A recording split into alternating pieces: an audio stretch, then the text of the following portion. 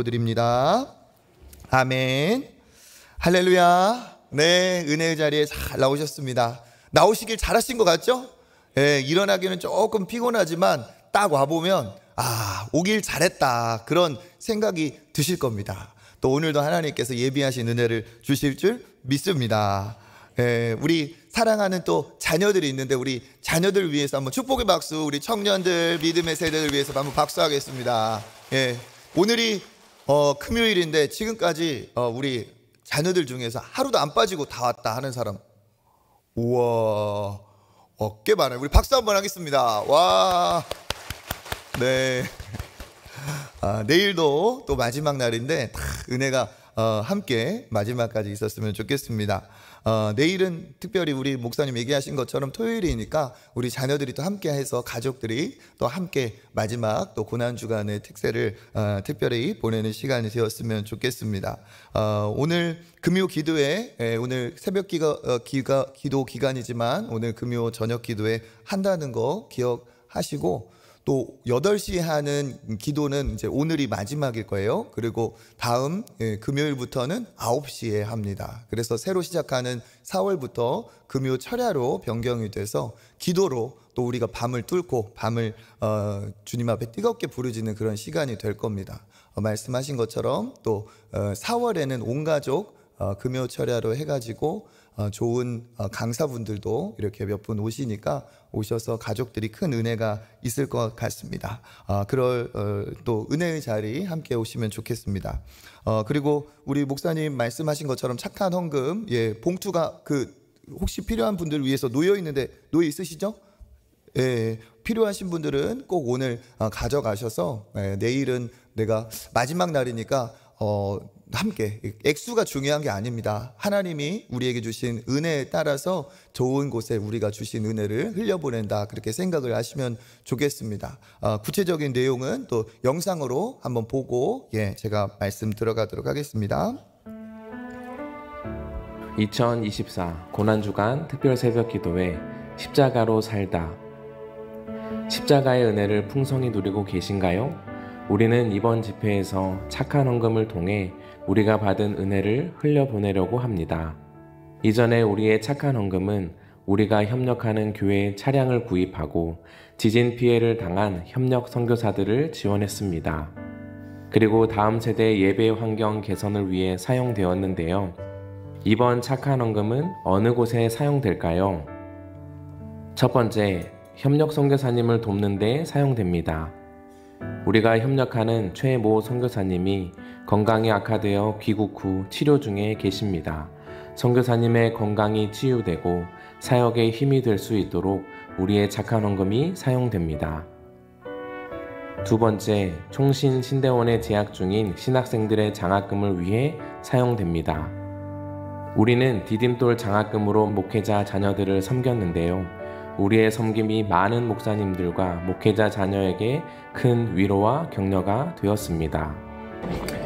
안녕하세요. 나성교회 설동희 목사입니다. 초청교회에서 큰 은혜 가운데 또 사역을 했었는데, 또 교회에서 또 후원해 주신 디딤돌 장학금을 통해서 저희 아이가 또 학업에 또 열중하고 있습니다. 감사드리고, 또 이번에 고난주간 맞이하여서 선교사님들과 또 신학생들을 위해서 착한 헌금 또 계획하고 계신다는데, 하나님께서 선하시게 또 기뻐하시는 곳에 또 쓰일 줄 믿습니다. 날마다 헌신해 주시는 우리 초청교회 성도님들께 진심으로 감사드립니다. 오늘날 많은 신학생들이 생계의 어려움을 가지고 사역을 고민하고 있습니다. 목회데이터 연구소가 전도사 550명을 모바일로 조사한 결과 고민이 무엇인지 묻는 질문에 30.4%가 경제적인 문제를 가장 큰 고민으로 꼽았습니다. 안녕하세요. 저는 박중원 목사님 고등부대 제자, 현재 신대원 3학년에 재학 중인 이대현 전도사입니다. 현재 학교에는 가정과 또 학비에 대한 재정적인 문제로 어려움을 겪고 계신 분들이 많이 계십니다.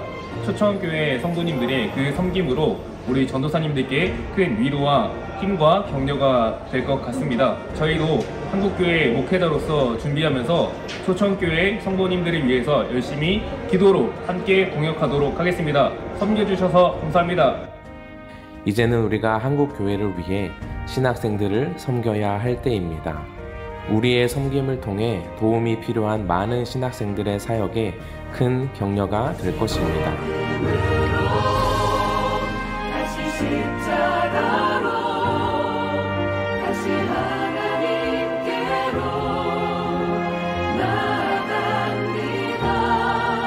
오직 복음만이 오직 십자가만이 오직 하나님만이 나의 전부입니다.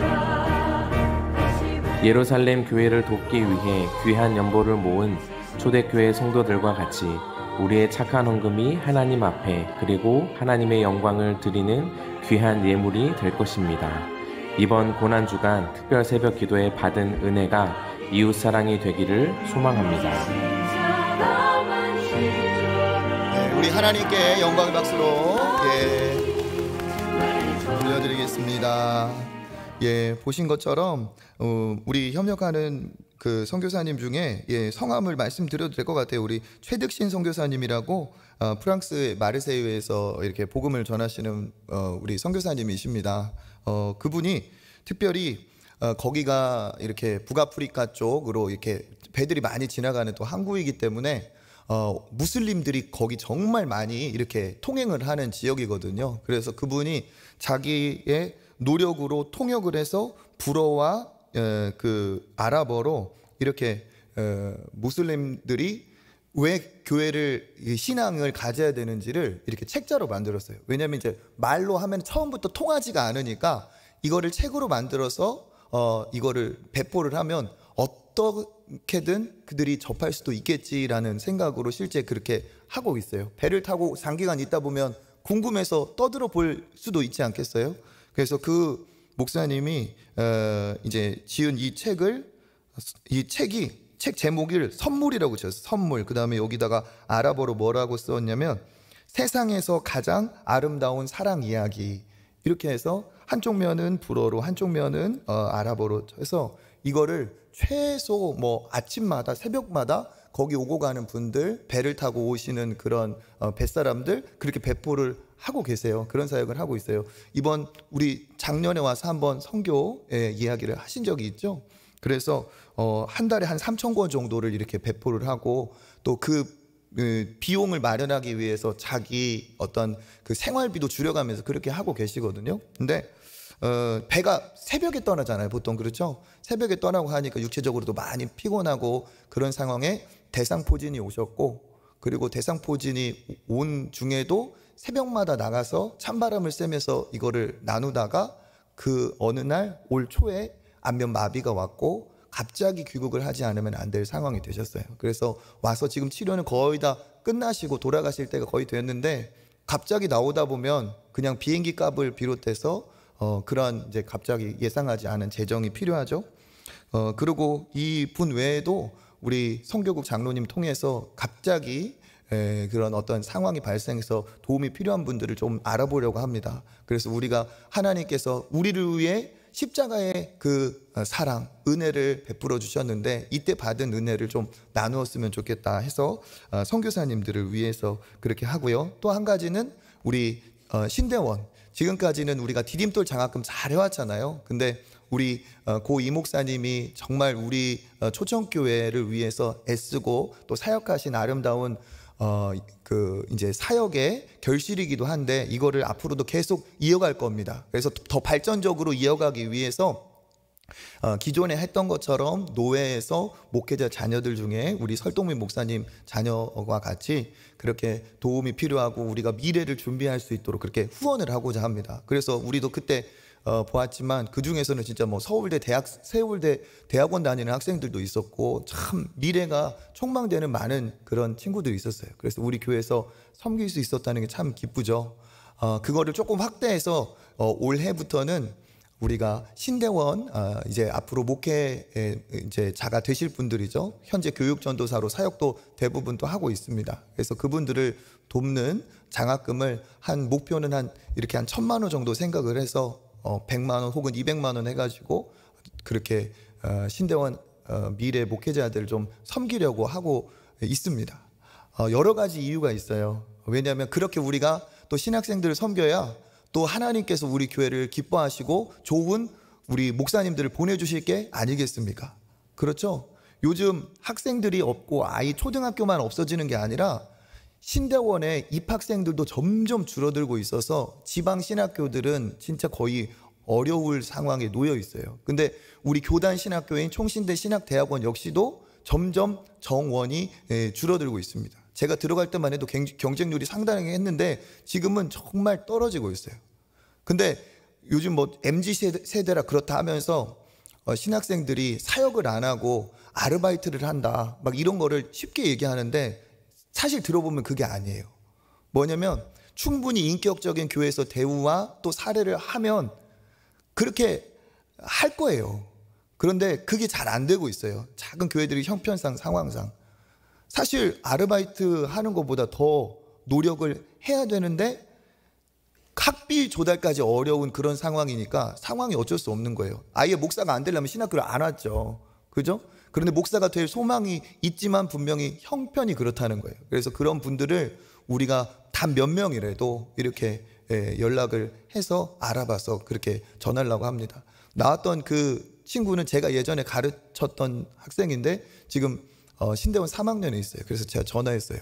너네 학교로 갈 테니까 네가 받든 안 받든 영상 하나 찍어 보내라. 제가 그래가지고 이렇게 찍어서 보냈습니다.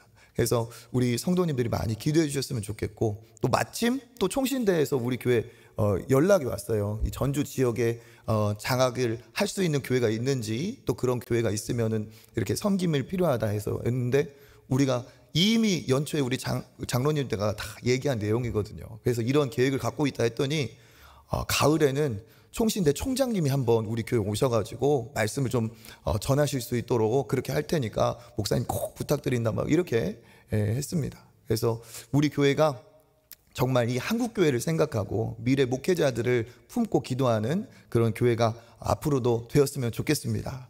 그런 취지에서 하니까 말씀드렸던 것처럼 액수는 알아서 은혜대로 알아서 하시면 돼요. 알아서 하시고 그렇지만 내가 어떠한 부분이든 빠짐없이 동참한다 그런 마음으로 또 내일 우리가 마지막 날이니까 그렇게 기쁨으로 함께 하였으면 좋겠습니다. 할렐루야. 축복을 받으려면 축복의 자격이 있어야 돼요. 그죠? 하나님 주십시오 이것도 중요하지만 내가 복받을 사람이 되는 게 먼저 중요합니다.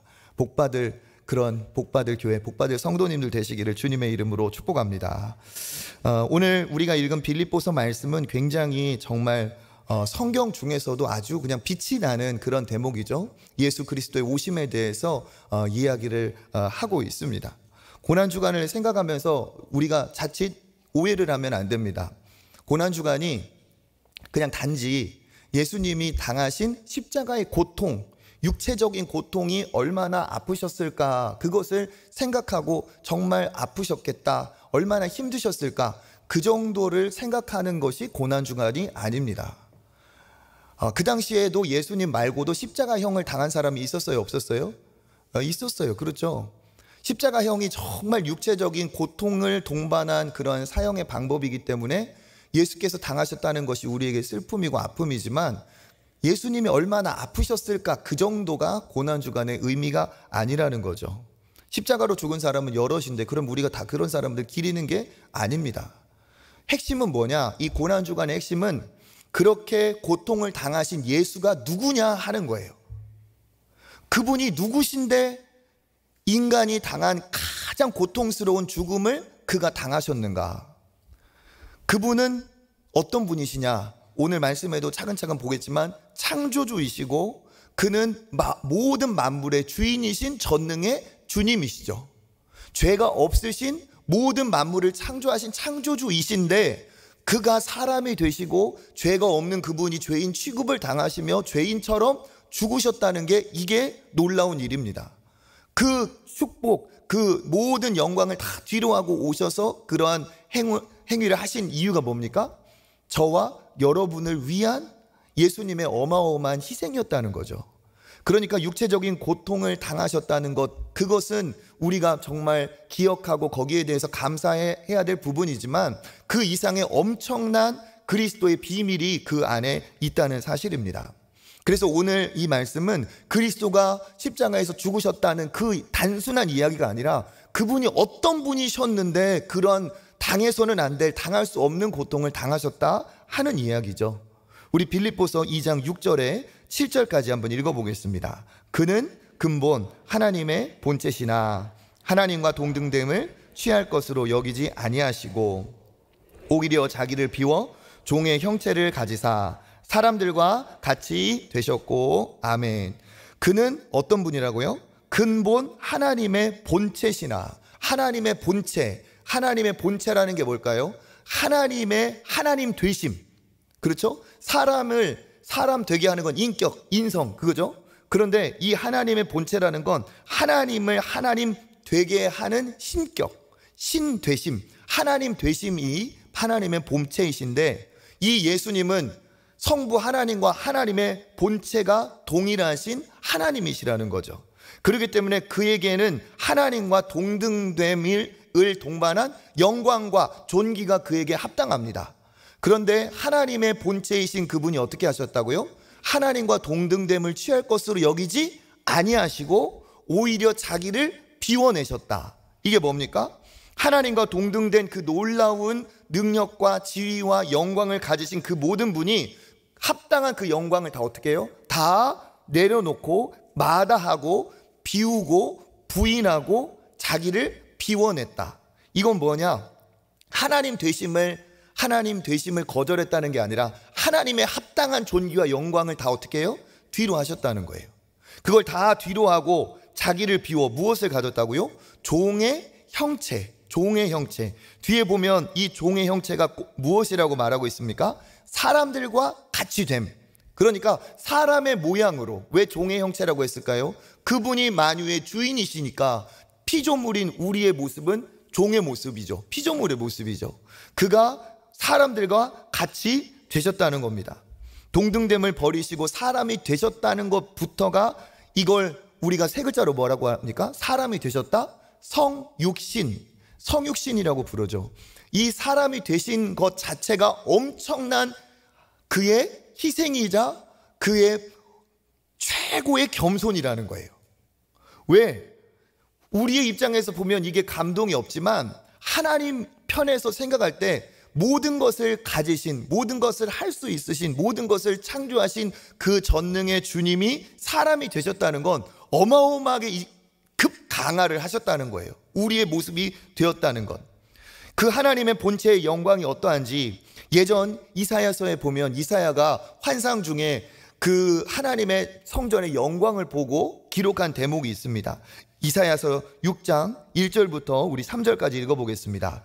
우시야 왕이 죽던 해에 내가 본즉 주께서 높이 들린 보좌에 앉으셨는데 그의 옷자락은 성전에 가득하였고 스랍들이 모시고 섰는데 각기 6 날개가 있어 그 둘로는 자기의 얼굴을 가리었고 그 둘로는 자기의 발을 가리었고 그 둘로는 날며 서로 불러 이르되 거룩하다 거룩하다 거룩하다 만군의 여호와여 그의 영광이 온 땅에 충만하도다 하더라. 아멘.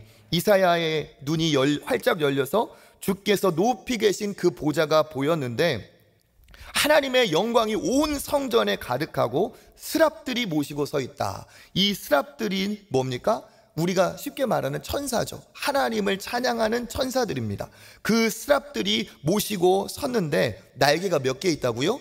6개의 날개가 있습니다. 그런데 그 6개의 날개로 하늘을 날면서 그 성전을 날면서 하나님을 찬양을 하는데 그 천사들이 어떻게 날고 있다고요? 6개의 날개 중에 2개로는 자기의 발을 가리고 2개로는 자기의 얼굴을 가리고 나머지 한 쌍의 날개로 날면서 하나님을 찬양합니다. 3번 찬양해요. 뭐라고 찬양합니까? 거룩하다 거룩하다 거룩하다 만군의 여호와여 그의 영광이 온 땅에 충만하도다. 이게 얼굴을 가렸다는 건 부끄럽고 그를 차마 대할 수 없다는, 발을 가렸다는 건 뭡니까? 자기의 부끄러움을 다 가린다는. 천사가 영적인 존재로서 얼마나 정말 고결하겠습니까? 그런데 그 천사조차도 하나님 앞에 나갈 때는 얼굴을 가리고 발을 가리고 날면서 찬양을 했다는 거예요. 그리고 뭐 어떻게 찬양합니까? 거룩하다 한 번이 아니고 거룩하다 거룩하다 거룩하다 반복하여서 강조하고 있고 그것을 드러내고 있죠. 한 번의 거룩함, 한 번의 영광으로 끝나는 하나님의 그 하나님 되심이 아니라는 거예요. 그 하나님의 본체는 그 영광이 온 땅에 충만하다고 할 정도로 하나님의 영광은 말로 설명하니까 이렇지 대면하면 우리는 그 앞에서 완전히 꼬꾸라질 정도의 엄청난 위엄과 영광과 존귀가 하나님께 있습니다. 그런데 그 분이 어떻게 하셨다는 겁니까?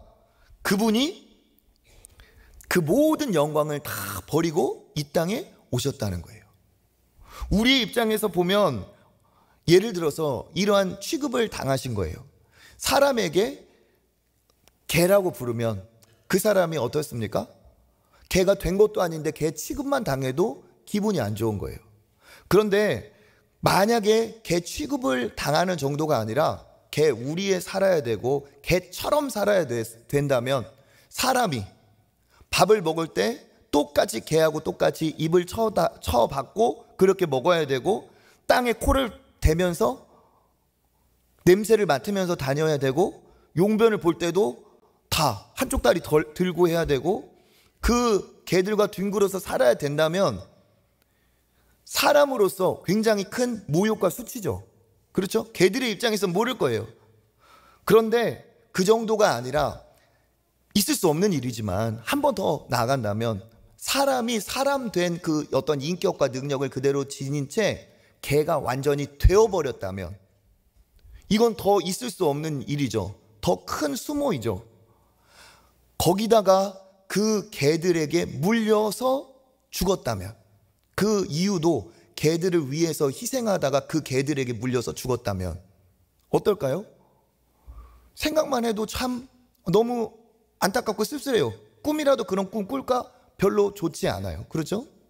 그런데 사람과 개의 격차가 있기 때문에 그렇습니다. 그런데 하나님과 우리와의 격차는 사람과 개에는 상상도 하지 못할 엄청난 격차가 있다는 거죠. 창조주와 인간은.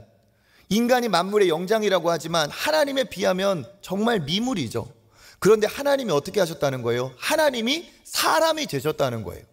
그 사람의 되심이 이거는 그것부터가 엄청난 희생이라는 겁니다. 엄청난 겸손이라는 거죠. 그러니까 예수님이 십자가에 달리신 것만 겸손이 아니라 그냥 우리의 모습으로 오셨다. 종의 형체를 갖고 사람이 되셨다는 것 자체만으로 예수님은 어마어마한 자기 비움, 겸손, 희생이 거기에서부터 이미 시작된 겁니다. 그는 어떤 분이냐? 온 땅에 충만하신 분, 안 계신 곳이 없는 분, 어디에나 계신 분이 어떻게 해요? 그 좁은 여인의 태 안에 열흘 동안 계셨어요. 이것 자체가 엄청난 놀라운 일이라는 거예요. 하나님은 어디에나 계신 그 전능의 하나님이 여인의 태 10달 동안 태 안에 있었다는 거예요. 하늘 보좌를 버리고 그 영광스러운 하늘 보좌가 합당하신 그분이 하늘 보좌를 버리고 아이의 모습으로 오셔서 어떻게 해요? 그 가축들이 맨날 핥아먹는 그 가축들의 먹이통이 그에게 첫 번째 침상이 되었다는 거죠. 하늘의 보좌가 아닌 더러운 구유에 오셨어요. 그가 모든 것을 할 수 있는 전능의 창조주이신데 피조물로 오셨습니다. 이런 것 자체가 있을 수 없는 어마어마한 충격적인 일이라는 거죠. 왜 그렇습니까? 그가 이 땅에 이렇게 오신 것은, 모든 영광을 버리고 이 땅에 오신 것은, 우리와 같이 된 것은 사람을 살리려고 사람의 모습으로 우리에게 오셨다는 거죠. 그 사람으로 오심도 저기 좋은 어떤 번쩍번쩍하는 왕궁이 아니라 모든 낮은 자리에 있는 모든 연약한 자들까지 구원하시려고 가장 비천한 모습으로 그가 오셨다는 뜻입니다. 제가 예전에 그 학생들을 데리고 선교를 해마다 나갔는데 제가 이제 캄보디아를 매 해마다 데리고 갔어요. 청소년들을 데리고. 아까 나가서 그 전도사님이 된 그 친구도 제가 데리고 가서 거기에서 막 열심히 일하고 봉사한 경험이 있어요. 가면은 거기에서 이렇게 좋은 곳에 가서 사역을 하는 게 아니라 선교사님 사역지를 가서 돕는 거죠. 제가 가서 도왔던 선교사님은 고아원을 하시던 분이었어요. 거기는 킬링필드로 사람들이 어마어마하게 한때 죽어나간 곳 아닙니까? 그러니까 고아들이 많아요. 그리고 부모가 있어도 자식들이 고아처럼 자라요. 왜? 부모가 없는 상태에서 고아의 상태에서 자라가지고 자기들이 어른이 돼서 부부가 돼서 이렇게 가정을 꾸린 거예요. 그러다 보니까 자녀들에 대한 부모의 사랑을 받지 못한 사람들이 엄청나요. 그러니까 자식을 사랑할 줄을 모르고 사랑하는 방법도 몰라요. 그러니까 많은 부모들이 애들을 바깥에 구걸하러 보내고 그리고 자기들은 술 먹고 도박하고 그러고 있어요. 고아들이 참 많은데 거기 가서 아이들을 도와준단 말이죠. 걔네들과 놀아주고 목욕을 해주고, 이 좀 힘든 외곽으로 나가면은 가축하고 사람하고 그냥 같이 둥글면서 살아요. 냄새나고. 그리고 하천이 이렇게 흘러가면은 그 하천이 생활수인데 거기에서 무슨 일이 벌어지냐, 여기에서 우리식으로 하면 여기에서 음식을 만들고 쌀을 씻는다면 여기서 밑에서는 똑같은 곳에서 설거지를 하는 거예요. 그리고 밑에서는 첨벙첨벙 놀아요. 그리고 거기다가 똥도 싸요. 오줌도 싸요. 그게 그냥 그 사람들이 그렇게 살아요. 거기에 선교사님이 있으니까 가서 이제 도우러 가죠. 이번에 작년에 필리핀 갔을 때도 그런 광경이 있더라고요. 그렇게 가는 애들이 충격을 받는 거예요. 자기들이 살아왔던 거하고는 완전 다른 삶이잖아요. 그러니까 만약에 얘들한테 여기에서 살려면 너희들이 살 수 있겠냐 물어보면 이 친구들이 뭐라고 대답할까요? 아, 살아볼 만한데요? 이러겠어요? 저는 죽어도 진짜 모든 게 다 감사입니다. 막 거기서는 다 그래요. 그런데 거기에서 저도 못 살 것 같아요. 어떻게 그게 삽니까? 그런데 거기에 선교사님들이 같이 살아요. 왜? 그들에게 복음을 전하기 위해서 같은 것을 먹고 같은 생활을 하는 거죠. 거기에서 놀라운 게 뭡니까? 아유, 이분들 고생하신다. 이게 놀라운 게 아니에요.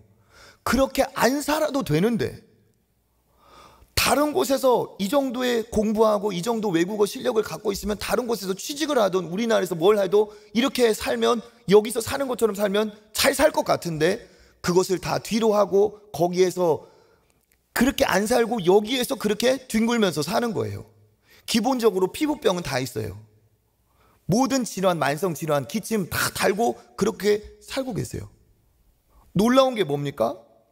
그렇게 안 살아도 되는 분이 거기에 살고 있다는 거예요. 예수님의 그 십자가만, 그 육체적인 고통만 우리가 생각할 게 아니라 사람이 되셔서 우리와 함께 하신 것 자체가 그에게는 어마어마한 자기 비움이라는 사실이죠. 예수님의 사람이 됨은 단지 전부가 아닙니다. 시작입니다. 그는 무엇을 지셨습니까? 십자가를 지셨어요. 2장 8절 읽어보겠습니다. 사람의 모양으로 나타나사 자기를 낮추시고 죽기까지 복종하셨으니 곧 십자가에 죽으심이라. 아멘. 그는 죄가 없으신 분인데 죄인의 모양으로 오셔서 죄인의 취급을 당하시고, 죄가 없는 그분이 십자가에서 죄가 없는 그분이 죄인처럼 죽음을 당하셨어요. 그에게 죽음은 있을 수가 없는 것입니다. 왜? 예수님은 창조주이시기 때문에 생명의 근원 되신 분이에요. 생명의 근원 되신 분이, 죽음과는 완전히 반대되신 분이, 죄와는 완전히 거리가 있고 상관없는 분이 죄인 취급을 당하고 죄인 손에, 죄인들의 자리에서 그가 완전히 생명의 근원 되신 그가 죽음을 당하셨다는 건, 이건 있을 수 없는 일을 그가 당하신 겁니다. 그가 십자가를 갈 때 얼마나 사람들이 모욕하고 조롱을 했는지 우리 마태복음 27장 28절 30절 읽어보겠습니다. 그의 옷을 벗기고 홍포를 입히며 그 머리에 씌우고 갈대를 그 오른손에 돌리고 앞에서 무릎을 꿇고 희롱하여 이르되 유대인의 왕이여 평안할지어다 하며 그에게 침 뱉고 갈대를 빼앗아 그의 머리를 치더라. 아멘. 그 로마의 병사들이 이 집행을 하는데 그냥 채찍질하고 십자가에 못 박고 이런 일만 있었던 게 아니라는 거예요. 이 예수님은 유대인의 왕이라는 죄목으로 왔기 때문에 우리 한번 놀려주자, 우리 심심한데 한번 조롱이나 해보자, 그렇게 한 거죠. 그래서 어떻게 합니까? 옷을 벗기고 홍포를 입혔다. 마치 왕이 된 것처럼, 왕의 옷처럼 꾸며서 가시로 엮어가지고 왕관의 자리에 왕관을 씌우는 것처럼 그 가시로 그 예수님의 머리에 엮어서 씌우고 왕이 들고 있는 그 지팡이 호를 들고 있는 것처럼 갈대를 꺾어다가 오른손에 들리고 그 앞에서 그들이 어떻게 했다는 거예요? 무릎을 꿇고 희롱하여서 왕이여 평안할지어다, 우리식으로 말하면 성은이 만극하옵나이다 이러면서 예수님을 그 앞에 놓고 자기들이 신용을 하면서 조롱을 한 거예요. 그 다음에 어떻게 합니까? 그에게 침을 뱉고 그가 들고 있던 갈대를 빼앗아서 머리를 치면서 네가 왕이야? 네가 왕이야? 네가 왕이면 한번 해봐, 이렇게 한 거예요. 이게 예수님이 당하신 조롱입니다. 그리고 어떻게 해요? 십자가에 달리죠. 십자가에는 그냥 달리는 게 아닙니다. 채찍에 일단 맞아서 그냥 매달아 놓으면 계속 살아있으니까 이 죽을 정도로 매질을 하는 거예요. 채찍질을 합니다. 그래서 살점이 다 띠껴 나가죠. 그리고 어떻게 해요? 그 골고다 언덕으로 이제 십자가를 짊어지고 가서 거기에 못을 박는 겁니다. 못 박기 전에 어떻게 하느냐? 그들에게는 인권이라는 게 없어요. 그래서 우리가 이 그림이나 영상을 보면 예수님이 그래도 속옷은 입고 있는 것으로 나오는데 그런 것 없습니다. 십자가에 그런 거 없어요. 그러니까 어떻게 하냐? 십자가에 못을 박을 때는 어떻게 합니까? 다 벗겨요. 나체가 되는 거예요. 완전히 인간의 어떠한 존엄한 그 인간의 인격을 다 어떻게 해요? 파괴시키는 거죠. 그래서 어떻게 합니까? 손과 발에, 양손과 발에 포개가지고 발을 포개서 이제 거기에 못질을 대못을 박는 겁니다. 그래서 매달려 있는 상태에 우리가 생선을 걸어놓고 빨래를 걸어놓은 것처럼 사람을 그렇게 나무에 대롱대롱 걸어놓죠. 그러면 어떻게 되느냐? 축 처지니까 숨을 쉴 수가 없어요. 우리 숨 쉴 때 이렇게 마시고 이렇게 내뱉고 할 때 이게 팽창이 된 것처럼 이게 매달려 있으니까 숨을 쉴 수가 없어요. 그냥 이렇게 폐가 열린 상태가 되니까. 그러면 어떻게 되느냐? 숨 쉴 수가 없죠. 계속 이제 지식이 오는 거예요. 그렇고 여기에서 숨을 쉬려면 어떻게 해야 되느냐? 한번 내가 이렇게 움츠려 드려야 되는데 움츠리려면 어떻게 해야 돼요? 걸려있는 이 손에 못질이 된 손에 힘을 줘가지고 자기 몸을 끌어당겨야 숨을 한번 쉬는 거예요. 우리가 턱걸이 하듯이 그것도 손으로 잡은 게 아니라 이 손에 못이 박힌 채로 자기 몸을 이렇게 끌어당기는 거예요. 그리고 못 박힌 발로 그 못을 다시 힘을 줘갖고 힘을 쓰는 거예요. 그러면은 어마어마한 숨 한 번 쉴 때마다 엄청난 고통이 이제 그 환부에서 오는 거죠. 그렇게 숨을 쉬고 나서 숨을 한번 뱉을 때 금방 뱉겠습니까? 천천히 뱉을 수 있나요? 그러니까 숨이 한번 탁 떨어지는, 그러면 탁 몸이 떨어지는 거죠. 그러면서 고통이 다시 옵니다. 이게 계속 되면서 산소가 모자라면서 이 폐에 점점점 물이 찬다고 합니다. 그리고 이 질식이 되면서 계속 사람이 해롱해롱한 거예요. 기절했다가 깼다가를 반복을 합니다. 생과 사의 경계선에서 계속 왔다 갔다 하게 만드는 거죠. 이게 예수님이 당한 십자가 형벌이에요. 말로만 해도 이 정도인데 진짜 그 광경은 엄청나게 비참했겠죠. 그런데 이것을 누가 당하셨냐? 예수님이 당하셨다는 거예요. 그 손이 어떤 손이냐? 병자들을 살리고 천지 만물을 창조하신 능력의 손에 못이 박혔어요. 못으로 뚫렸어요. 그가 어떤 발입니까? 그가 이 땅에 와서 물 위를 걸은 어마어마한 능력의 발이 포개져서 못에 뚫렸습니다. 생명의 근원이신 분이 죽음의 자리로 가셨고 완전히 의로우신 분이 죄인처럼 죽으셨어요. 이게 고난주간의 더 큰 의미라는 사실입니다. 그러면 이 치욕스러운 나체로 치욕스럽게 온몸이 벗겨진 상태로 이렇게 죽으셔야만 했던 이유는 무엇인가? 이미 예언하고 있죠. 이사야서 53장 5절부터 6절 읽어보겠습니다. 그가 찔림은 우리의 허물 때문이요 그가 상함은 우리의 죄악 때문이라. 그가 징계를 받음으로 우리는 평화를 누리고 그가 채찍에 맞음으로 우리는 나음을 받았도다. 우리는 다 양 같아서 그릇 행하여 각기 제 길로 갔거늘 여호와께서는 우리 모두의 죄악을 그에게 담당시키셨도다. 아멘. 그가 이렇게 맞고 상하고 찔린 이유는 뭡니까? 누구의? 우리의 허물, 우리의 죄악, 우리의 평화를 위해서, 우리의 나음을 위해서 예수께서 이렇게 고통을 당하셨다는 거죠.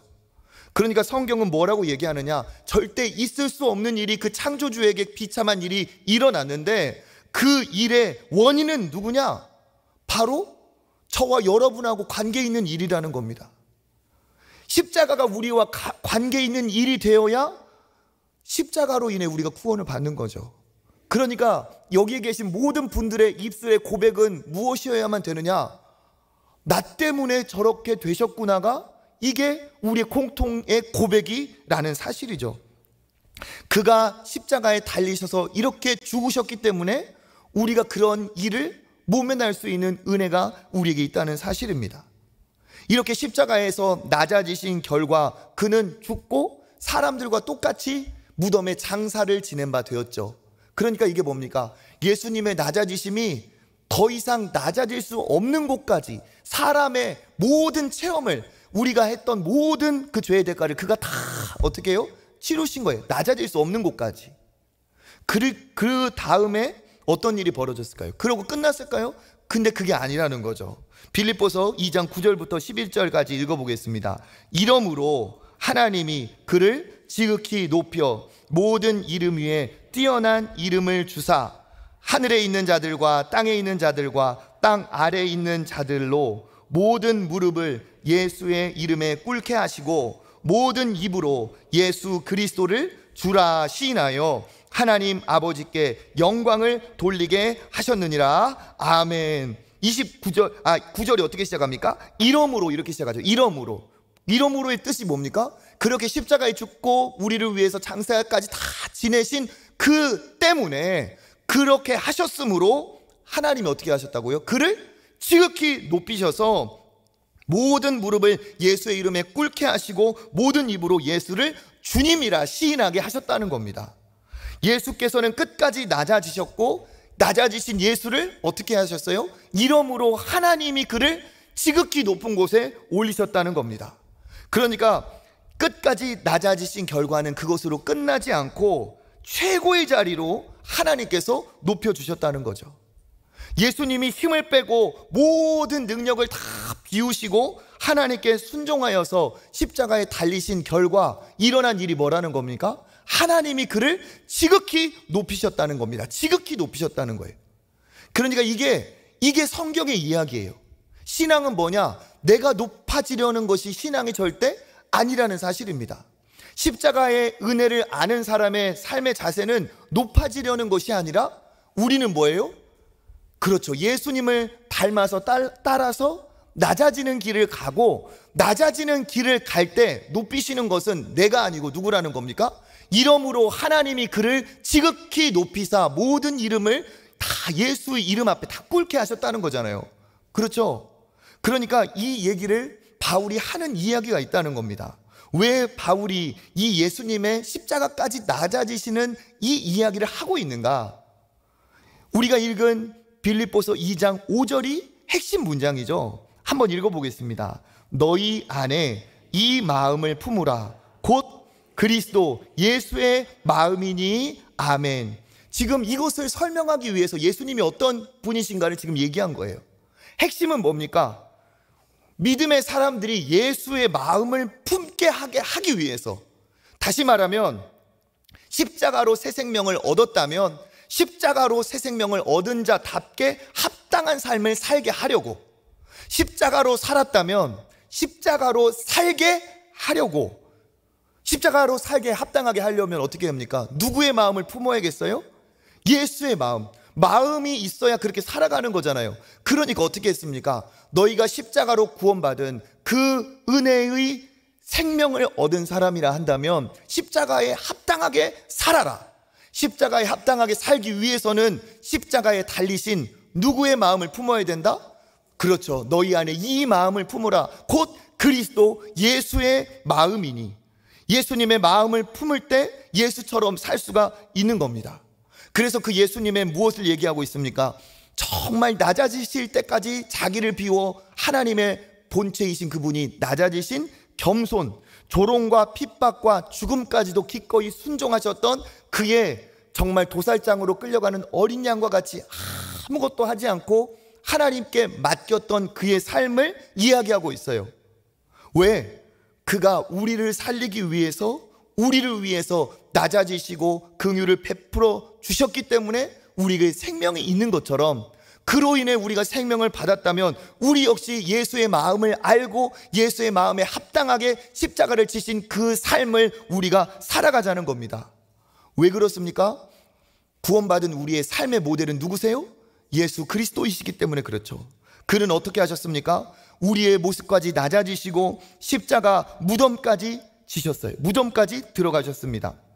가장 높으신 분이 가장 낮아지셨고, 가장 힘 있는 분이 가장 힘 없이 죽으셨고, 모든 것을 할 수 있는 분이 아무것도 안 하고 죽으신 거예요. 이게 어마어마한 예수의 마음, 예수님의 삶이었다는 거죠. 그런데 놀라운 반전이 있죠. 뭡니까? 그렇게 하셨기 때문에 하나님이 그를 지극히 높이셨다는 겁니다. 예수님이 십자가에 돌아가실 때 무슨 말을 남기시냐? 7가지 말을 남기시는데 그 중에 놀라운 말을 마지막에 하고 가세요. 요한복음 19장 30절 읽어보겠습니다. 예수께서 신포도주를 받으신 후에 이르시되 머리를 숙이시니 영혼이 떠나가시니라. 아멘. 무엇을 이르시되 무엇 하셨다고요? 다 이루었다. 다 이루었다. 이게 앞뒤가 안 맞는 거예요. 어떻게 보면. 왜 다 이루었다? 이루는 건 뭔가 행동을 해야 되는 거잖아요. 그런데 예수님은 오히려 하지 않으신 거예요. 하지 않으시고 힘을 빼고 십자가에 그냥 달리도록 그냥 그 하나님의 뜻 계획에 자기를 그냥 어떻게 해요?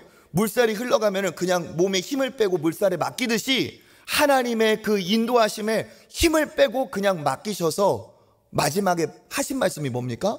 마지막에 하신 승리의 선포가 뭐예요? 다 이루었다는 거예요. 그러니까 예수님이 다 이루었다는 게 이게 뭡니까? 힘을 빼고 하나님께 겸손하게 모든 것을 맡겼는데 결국 다 이루어진 겁니다. 완전한 순종, 힘을 뺀 결과가 하나님이 원하시는 사명을 감당하는 일이 거기에서 일어났다는 사실이죠. 반대로 예수님이 자기가 노력을 하셨다면, 자기의 어떤 능력을 보이셨다면, 자기가 십자가에 박히지 않으려고 힘을 쓰셨다면 어떻게 될까요? 십자가는 없었을 겁니다. 중도에 사라졌을 거예요. 그러면 어떻게 되었습니까? 어떤 일이 벌어졌을까요? 저와 여러분에게 구원이란 없습니다. 예수님이 십자가를 거절하기 위해서 십자가 앞에서 능력을 보이셨다면 우리는 영원한 멸망입니다. 왜 그렇습니까? 예수님이 십자가를 지셨기 때문에, 힘을 빼고 십자가에 자기를 맡기셨기 때문에 십자가의 이 하나님의 계획이 완성이 되고 달성이 되어서 그 십자가에서 예수 그리스도가 죽으심으로 말미암아 그것을 믿어 우리가 죄와 사망에서 십자가에서 해방됩니다. 그러니까 예수님이 자기를 그렇게 아무것도 않고 힘을 빼고 그냥 십자가에 몸을 맡기셨다는 건 어마어마한 일을 오히려 한 것이나 다름이 없어요. 힘을 쓸 수 있는 분이 힘을 빼시고 모든 것을 할 수 있는 분이 아무것도 안 하심은 어마어마한 희생이자 엄청난 노력이라는 거죠. 그러니까 예수님이 십자가로 이렇게 보여주신 이 은혜로 말미암아 우리가 구원을 받았다면, 그렇죠? 이 특별 새벽기도의 주제가 뭡니까? 십자가로 살다예요. 첫 번째 의미는 뭐냐? 십자가 아니면 다 죽음이라는 겁니다. 십자가 아니면 멸망이에요. 오직 예수 그리스도의 십자가를 붙들 때 우리의 소망이 있는 줄 믿습니다. 그런데 이것만 우리가 알고 여기까지만 신앙생활을 한다면 이것은 절반, 반절이에요. 아무리 잘해도 50점을 넘어갈 수가 없습니다. 나머지 오히려 남은 더 중요한 절반이 뭐냐? 우리가 예수 그리스도의 십자가로 생명을 얻었다면 그 십자가로 생명을 얻은 자답게 십자가에 합당한 삶을, 십자가를 짊어지고 예수를 따라가는 삶을 사는 것이, 이게 진정한 십자가로 생명 얻은 자의 삶이라는 거죠. 그러니까 우리의 노력은 뭡니까? 높아지고자 하는 것이 아니라 우리의 노력은 낮아지고자 하는 거예요. 우리의 노력은 섬김을 받고자 하는 것이 아니라 더 많은 것을 섬기는 사람이 되는 거예요. 세상의 논리와 다르죠. 세상은 어떻습니까? 높아지기 위해서, 섬김을 받기 위해서 공부를 하고 돈을 벌어도 다 그 목적이에요. 그런데 우리는 목적이 다르다는 거죠. 십자가로 생명을 얻었기 때문에 우리가 열심히 공부하고 하나님을 모르는 사람보다 더 많이 정말 하나님의 물질의 복을 바라는 이유가 뭡니까? 더 많이 낮아지고 더 많이 섬기고 더 많이 베풀기 위해서 우리는 살아가는 존재입니다. 그러니까 우리가 믿음의 사람이고 십자가의 사람이라면 어떻게 해야 되느냐? 힘주기 위해서 살고 높아지기 위해서 살고 더 많이 소유하기 위해서 살아가는 그러한 어리석은 하나님을 모르는 십자가를 모르는 인생으로 살아서는 안 된다는 겁니다. 오히려 우리는 어떻게 살아야 되느냐? 오히려 우리가 가진 것을 어떻게 해야 돼요? 내어놓을 줄 알고 풀어놓을 줄 알고 내가 가진 힘을 쓰는데 내 자신을 위해서 힘을 주는데 거기에 목적을 두고 사는 게 아니라 내 힘을 나누는데 힘을 줄 수 있어도 내 자신을 위해서는 힘을 빼는 곳에 그리고 내가 가진 힘이 없는 연약한 자들을 위해 그렇게 쓰임받는 것에 우리가 살아가야 될 줄 믿습니다. 이게 믿음의 사람이 앞으로 계속 노력해야 될 거예요. 너희 안에 이 마음을 품으라 곧 그리스도 예수의 마음이니. 우리가 진짜 하나님 앞에 은혜를 받았다면 이 예수의 마음을 품고 나를 위해서 나를 살리기 위해서 십자가까지 짊어지신 그 예수님의 아름다운 모습을 보면서 어떻게 해요? 하나님의 뜻에 적극적으로 순종하고 내 몸에 내 육신에 가진 힘을 어떻게 해요? 빼고 겸손하게 주님 앞에 맡기는 겁니다. 하나님이 보내시는 곳까지 낮아지는 거예요. 그런데 그 결과가 어떤 일이 벌어집니까? 내가 높아지려고 하는 사람의 마지막을 보세요. 얼마나 추하고 비참한지. 높이 올라갈수록 떨어지는 그 아픔과 그 공허함이 실로 말할 수가 없어요. 하나님의 뜻 안에서 낮아진 사람은 어떻게 합니까? 오히려 하나님이 높여주신다는 겁니다. 그러니까 우리의 노력은 높아짐이 아니라 낮아짐이 되어야 되고 이 낮아짐이 하나님의 때에 우리에게 분명한 더 아름다운 영광의 높아짐이 된다는 사실입니다. 그러니까 어떻게 해야 됩니까? 우리는 힘을 빼는 연습, 우리는 더 겸손하게 내가 이 안에서 공동체 안에서도 같이 동화가 되고 흘러가고 내가 가진 것이 있으면 내어놓고 섬기고 여기에 뜻을 두고 살아가야 된다는 거죠. 내 이름을 짙게 기록하고 내 이름을 사람들이 다 알도록 하는 게 아니라 내 이름이 짙어지면 짙어질수록 예수님의 이름은 희미해지는 거예요. 반대로 내 이름이 희미해지면 희미해질수록 내 삶에서 내 이름이 희미해지면 희미해질수록 예수 그리스도의 이름은 더 짙어지고 선명해질 줄 믿습니다. 그러니까 우리의 삶이 그렇게 해야 된다는 거죠.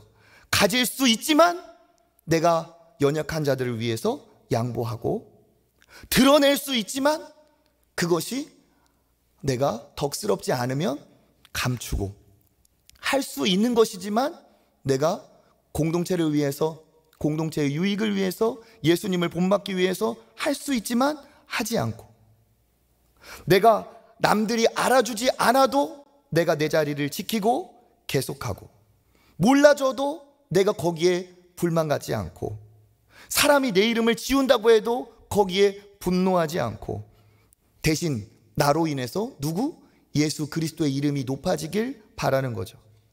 내가 드리고 섬기고 나눠도 내가 먼저 그것을 잊으려는 노력. 그렇죠? 우리의 생각이 뭡니까? 우리의 중심이 뭐예요? 내가 뭐 하나를 사주면 절대 안 잊어버려요. 내가 저 사람 밥 한 끼 사주면요 절대 안 잊어버려요. 우리가 그래요. 내가 그때 얼마짜리 사줬지? 저 사람 나한테 밥 한 번 안 사주네? 밥 한 번 밥 먹자고 갔어. 나는 한식집에서 그래도 정식을 사줬는데 이 사람은 국수 사주네? 저 사람 내가 사줬는데 계속 얻어먹기만 하네?